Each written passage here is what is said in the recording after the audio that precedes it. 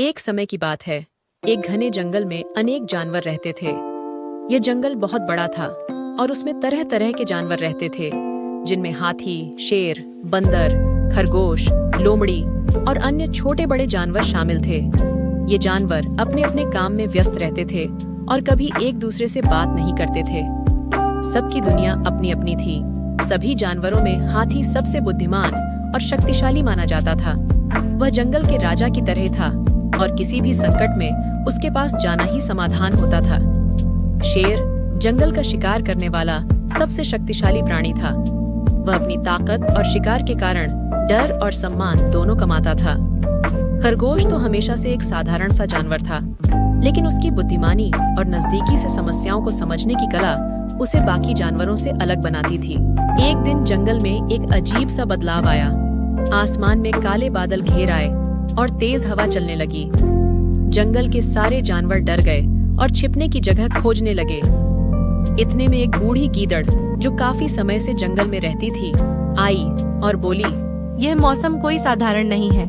यह संकेत है कि जंगल में जल्द ही कोई बड़ा संकट आने वाला है।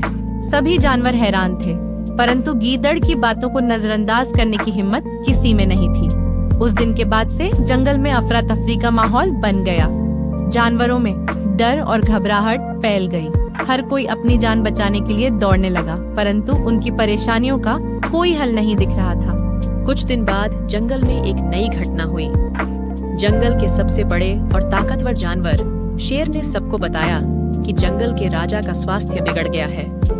शेर ने ऐलान किया कि जो भी जानवर जंगल के राजा को बचाएगा उसे महान सम्मान मिलेगा। हालांकि हर कोई अपने अपने तरीके से इस समस्या का हल ढूंढने लगा था। हम सब अपनी अपनी योजनाओं पर ध्यान दे रहे हैं, लेकिन कभी सोचा है कि अगर हम सब मिलकर एक साथ काम करें तो ज्यादा प्रभावी परिणाम मिलेगा। खरगोश की यह बात सुनकर बाकी जानवर चुप हो गए। उन्होंने अपनी योजनाओं को छोड़कर खरगोश की बातों पर गौर करना शुरू किया।